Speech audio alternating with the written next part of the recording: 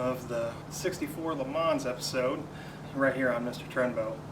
Well, as you can see, she's finally home. I ended up breaking down and just calling a transporter to have him deliver this thing here instead of me driving 1,800 miles west and turn around heading 1,800 miles east. It's easier for a transport to bring it, and it was probably cheaper than what it would have cost me to drive out there and back. It's still not staying running, but I was able to feather the gas and get it up here in the driveway. Lickety split. So here it is. First thing I'm going to do is start by trying to swap out these wheels, get rid of that one that keeps going flat, and get something on there that's going to hold air so I can move it around. So let's get started.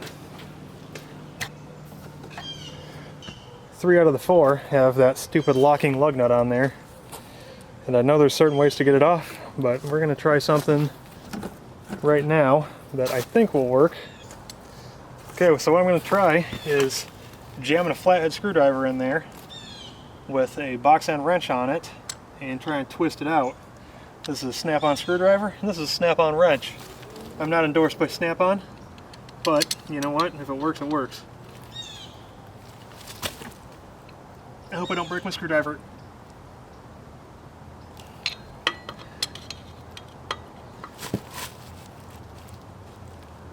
Oh, I think I'm just bending that centerpiece.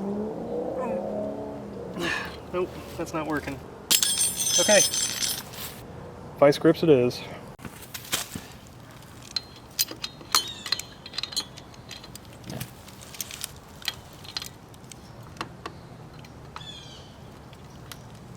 Come on. Okay.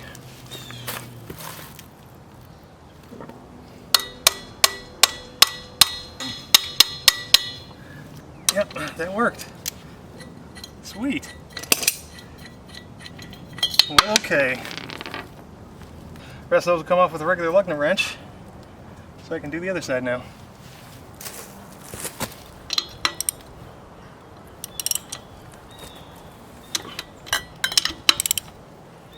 Come on.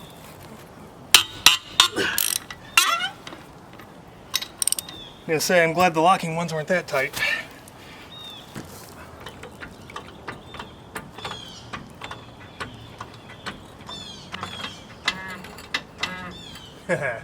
That's cool.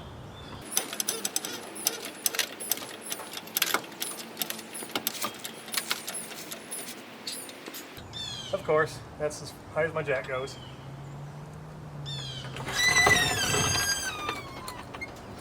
Yeah, here's something interesting I didn't expect to find.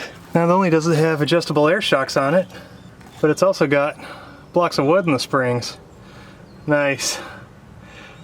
Well, I'm gonna have to figure out something different with that, but for now, at least I can put some wheels and tires on it.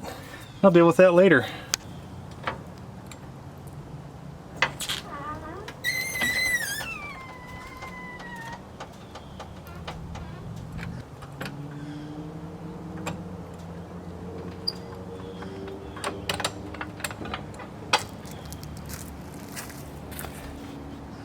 Oh, she'll be fine. Yep, a little air in that tire. I guess that's something I could have checked before I put it on. Alright, well, over here on the captain's side, and as you can see, there's no assistance in these springs. Still has the air shock on that side, obviously. So, can one of y'all explain to me why on earth I'd have wood blocks on one side and not on the other? Could there have been, you know, I don't know, maybe hauling more weight on the drinker's side than on the captain's side? Maybe this thing was a circle track Daytona style, or wait, what's the one out there in Arizona? I don't know. Anyway, you know, turning left all the time, you want a little extra suspension on the right side to kind of compensate. Maybe that's what it was. Stiffen those outer springs up a little bit so she doesn't drift a little. Anyway, I'm going to finish putting these tires on there and see how she sits.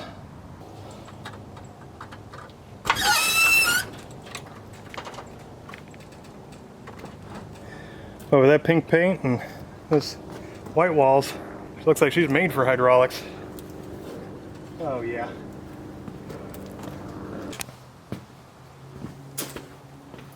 Well, you know how it goes. Got a super dirty, dusty engine. Supposed to have some simple green. I'm going to soak it down, let it sit, rinse it off, see how well it does.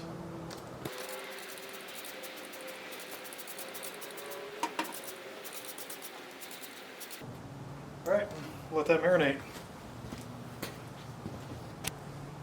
For now I'm just going to use the same old air cleaner. And I noticed there was duct tape covering up the speed holes on the back. Look at that. Pretty fancy. Because apparently that 1.5-inch hole was much greatly improved by putting those little speed holes in the rear. Well, there we go. That's looking 10 times better. Still a little dirty, but you know, it's getting there. Definitely wanted to show off the Pontiac down there at the bottom. I just got to replace on that carburetor so she'll actually idle and cruise on down the street. Okay, another thing that I want to... Jeez. Okay, another thing I want to fix is this center console armrest piece that's loose because it's missing hardware. Get that cleaned up and get some hardware put in that.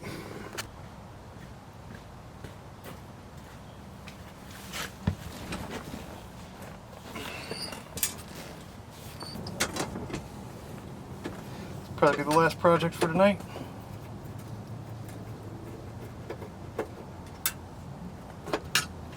No short baby screws. Okay. Yep, that screw is missing. Alright, but I'm going to clean this up a little bit, get that blue shining. Know what all these are? These are all Buick pistons. Yep, this is a process so far.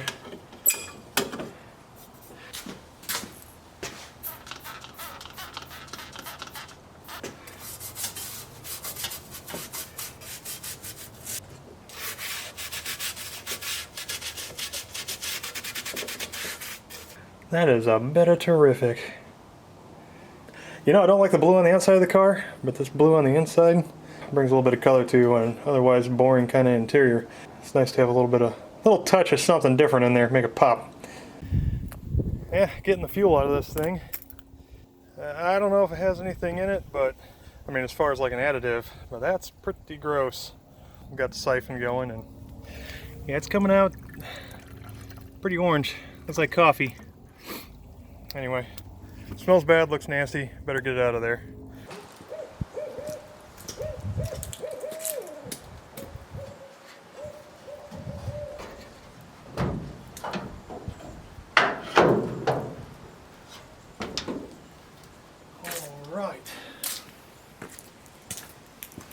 Well, I drained as much fuel as I could out of the tank yesterday, but that stuff was disgusting. I know I didn't get every little drip, so I'm going to hook on my pump to the fuel line here coming out of the tank, seeing what I can pull out from here. Alright, taking bets. She'll actually pull any fuel. And go. Getting some bubbles. Nothing yet. Might be a little too low in the back.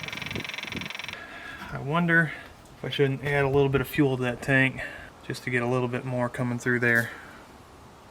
I need to change out that line for sure. Let me do that.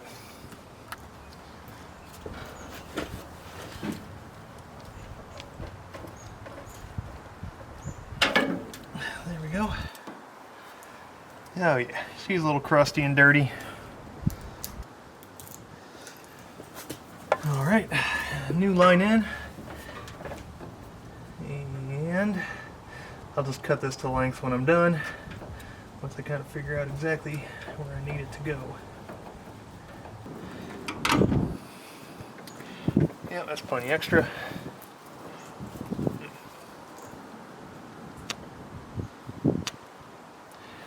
Yeah, a little bit of fuel smell. Okay, temp number 2 with the new fuel line. Here we go. Actually, I guess this would be attempt number 1 with new fuel line. A few bubbles. There it goes.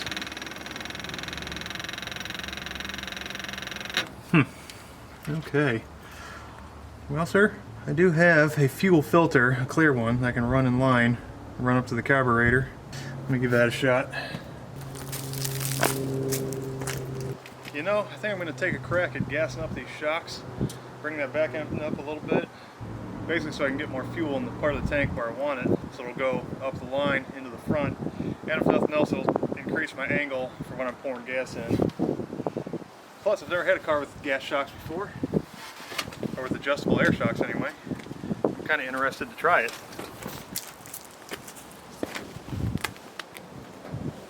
You have to be careful, this thing keeps catching on my Pontiac emblem, or for those of you in the military, my Space Force emblem.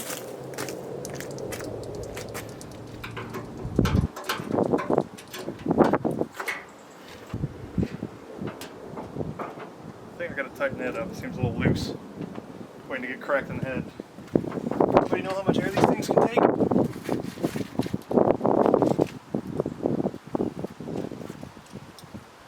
we at now? Nothing. Oh!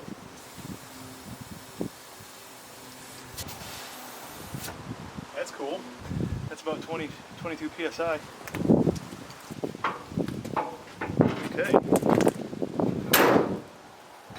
Put about a gallon of fuel in her and jacked up the back end, so now it's actually coming through the line, and instead of coming out about the color of coffee, it's coming out looking more like somebody that's kind of dehydrated.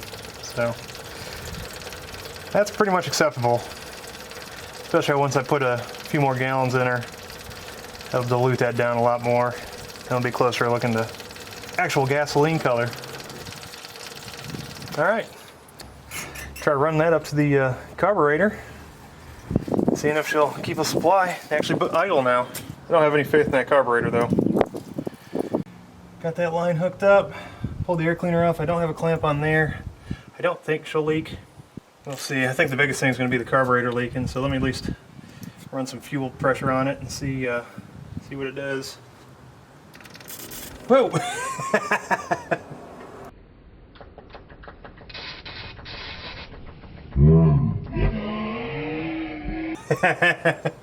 Okay, apparently I got a little pinhole in my line. Let me get that fixed. You know, I bought an actual clear filter, a brand new one. So I'm going to go ahead and put that on, just so I can kind of see what's happening and monitor the actions for now. Have a little better visual of what's going on.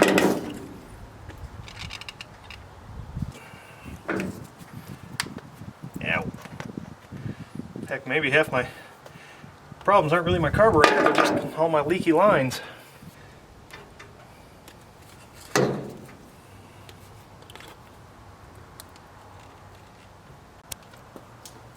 Okay, if that was kind of a weird and abrupt stop, I apologize. My SD card was full.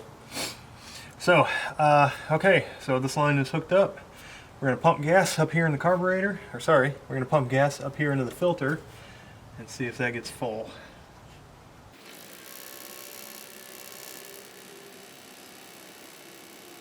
Yeah, it's a little brown, not bad. Well, I guess tighten this clamp down here. There we go. Alright. Don't even have a clamp on the backside, so oh well. Alright, let's see if it'll fire up and pull that fuel down. Where's my keys?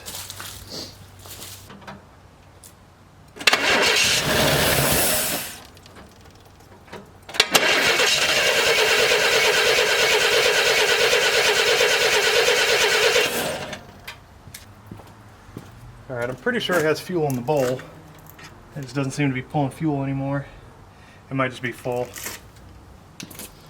Or the fuel's so low it's not going to go into the filter. Let's see.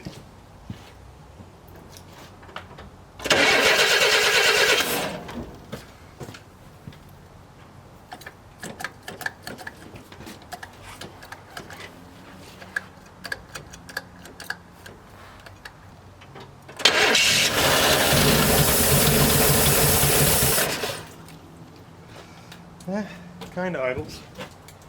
Yeah, and it's leaking all down here. I think that carburetor is just no good. Yeah, it's fuel leaking around the throttle shaft there.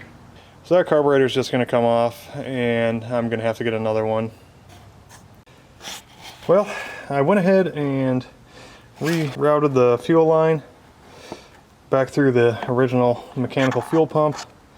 I think that works. We're going to see. I'm going to be able to check the filter here and see if it's actually pumping, and then see if it'll actually put fuel up to our carburetor. And if that's the case, then I might have to take her for a little rip, you know, leaking carburetor and everything.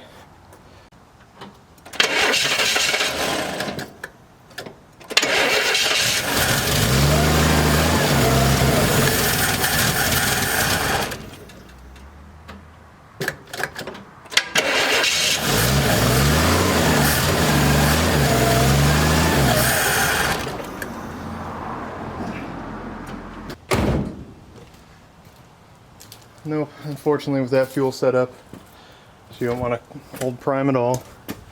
See my lines leaking?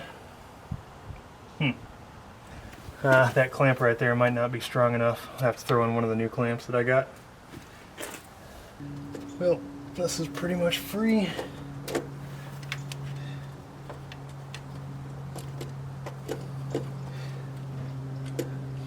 So with the leaky throttle shaft, there's not really much rebuilding this, so it's pretty much done for. I mean, I could probably get maybe a new base piece for it with the throttle shaft in it, but honestly it's not really worth it to me unless I can't find anything else. They do make a 2-barrel carburetor. Ooh. Sorry, I just noticed something.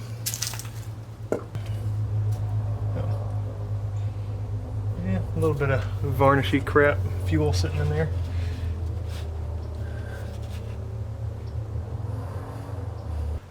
I have a friend that's got a couple 2-barrel carburetors. I'm going to talk to him, see about getting something, and then getting the adapter plate to adapt it to a 1-barrel.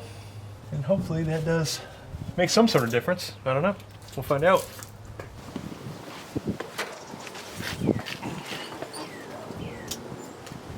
Okay, well, I don't know what some of your personal preferences are, but I hate Grant steering wheels. So I'm going to get rid of this thing. Put in something that's a little more correct to this vehicle.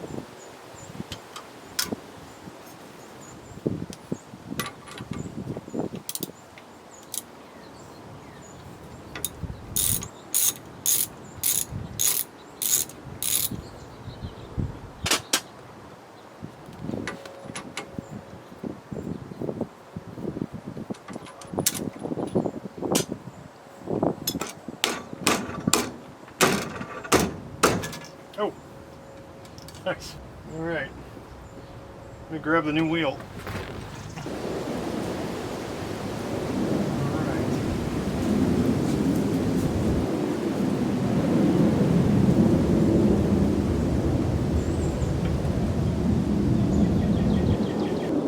There we go. Something like that, I believe.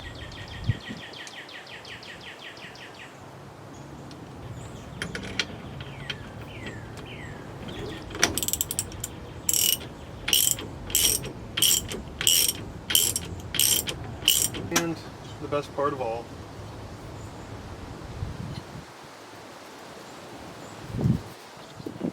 yes it does. There it is. Okay. Nice. That's pretty. Yep, looks a lot better. Jewel's like in really good shape, energy absorbing. So apparently I can smack my face on that when I get in an accident and everything's cool. That steering wheel looks a heck of a lot nicer, but now time to focus on them gauges. That plastic is pretty worn, pretty dull and hazy. Let me see if I can pop that out. Let's get this cleaned up. Alright, since I got everything out, I'm going to go ahead and lube up all the cables for the vents and air control and everything like that.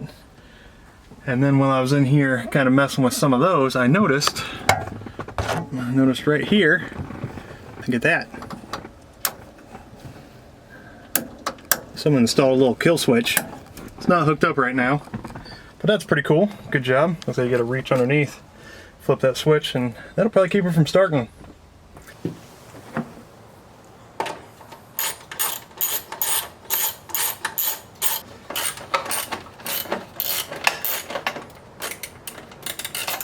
Great, that one's broke off, that's why.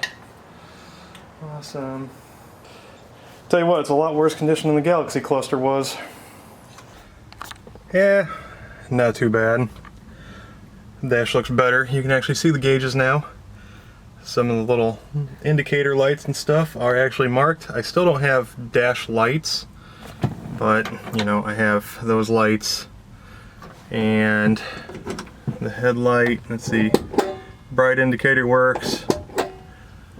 And I thought my gas gauge kind of worked. Yeah, it must have. It came down. Okay, well, I guess that's everything.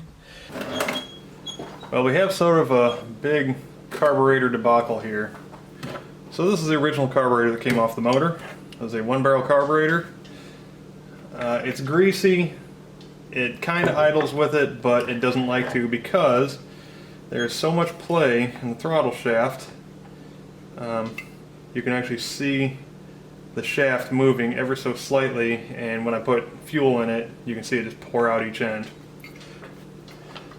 I wanted to upgrade, so I picked up this 2-barrel Rochester from a friend of mine.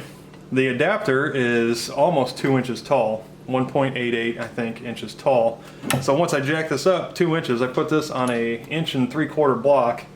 Once my hood closes, it's about that high above my carburetor, which is going to leave no room for an air filter. So that one's out for now. So I looked online, Marketplace, found this one. They had, I don't know, 50 bucks on it. I got it for less than that because when I went and looked at it, this one also has slight play in the throttle shaft. Now, what do? I can't get online and order a Chinese carburetor, a 1-barrel Rochester looking carburetor for about 115 bucks. And obviously if I went with another manufacturer to get a 1-barrel carburetor, it's probably going to cost, you know, a couple $100. But I'm just trying to get this thing running and driving for now. Later on, maybe upgrade it. Don't want to spend much money on this fuel system because I plan on upgrading later. So I picked up this one. I'm going to open it up and kind of see what the internals look like, because right here it has a manufactured, or says that it was quality remanufactured. Judging by the gaskets, this thing looks almost brand new, like it just sat on a shelf. It's got a little bit of grease on it, but not bad. So this is either on a really clean engine that didn't leak anything, or this thing was barely used after it was rebuilt or remanufactured. Anyway, very slight differences. The base plate is the same. This bracket hangs down a little bit farther than that one does. I'm not sure what year this is. Anyway, I'm going to take this apart, clean it up, take a look at it, kind of see what it looks like. Alright, here we go.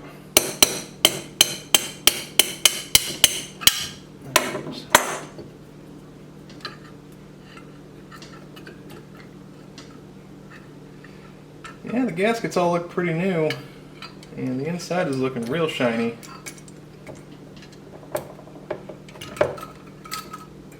Oh yeah. Yeah, that's real clean. A little bit of dust inside.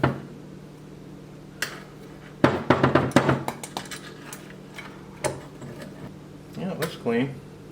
Just gonna read that date. 05, 04. Almost 20 years ago. Nope, float's stuck. Of course. I'll get that float working, clean everything up, and throw it back together.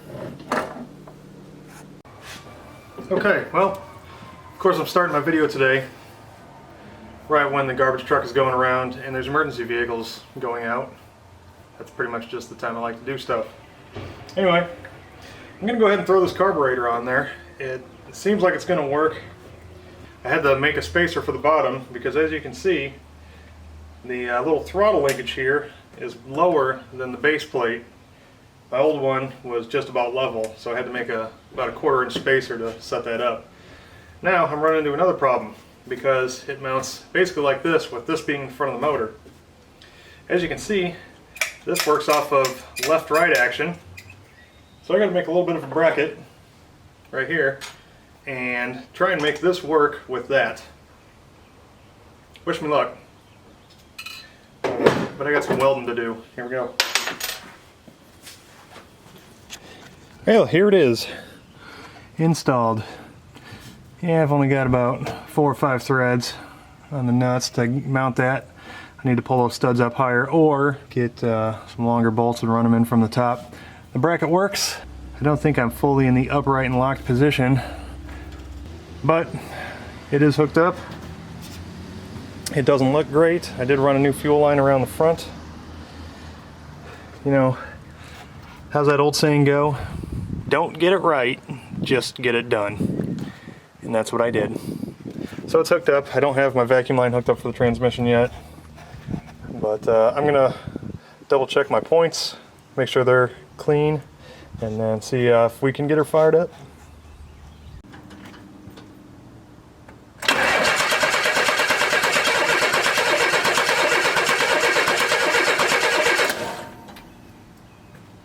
You getting anything yet? Oh yeah, it's coming up. Let me put a little bit of fuel in that carburetor.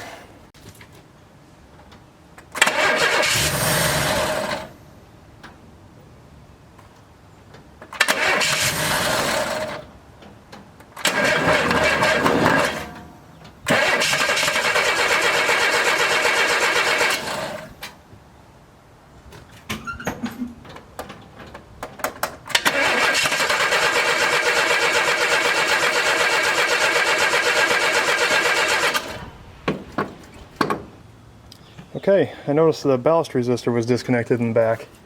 It seemed to be starting. Oh, that's loose. So I'm gonna try and start it again with that hooked up now and see if she'll go. I am having problems with the starter. It doesn't want to hit every single time, so I'll have to deal with that also.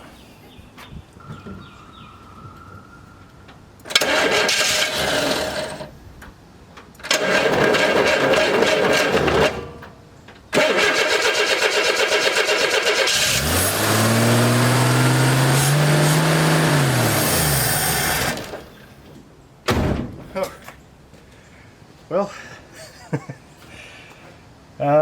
that idle's pretty high. I'm gonna guess it's because of that throttle. That thing's not coming all the way back down to idle, so. All right, unless there's a vacuum leak someplace I don't know about, but I'm pretty sure that the throttle issue is a problem. Let me see if I can redo that a little bit. See, with the throttle disconnected, it idles fine. It looks like I got a fuel leak. Yep. Oh yeah. Alright, I'm gonna fix the fuel leak real quick also. Yep, see that? It's running down out of that line right there.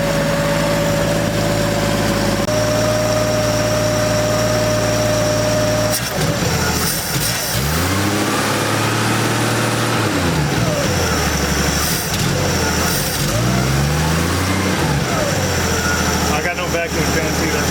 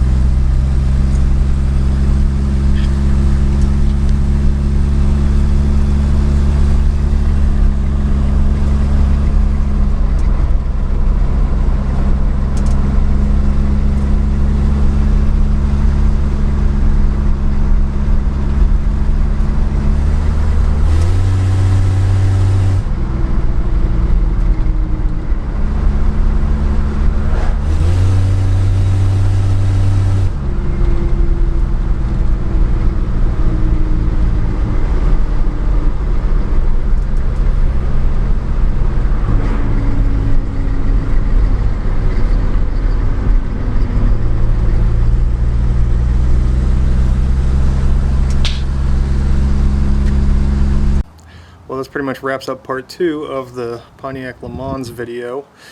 It's home, it's running, it's driving. I still have a lot of things to work out as far as electrical issues. I just still don't have any parking lights, the horn doesn't work, the dash lights don't really work. I do have a dome light, and brake lights, and tail lights, and headlights, so I guess that's a plus. Anyway, with that being said, thank you, good luck on your projects, and God bless. As always, thanks for liking, commenting, and subscribing.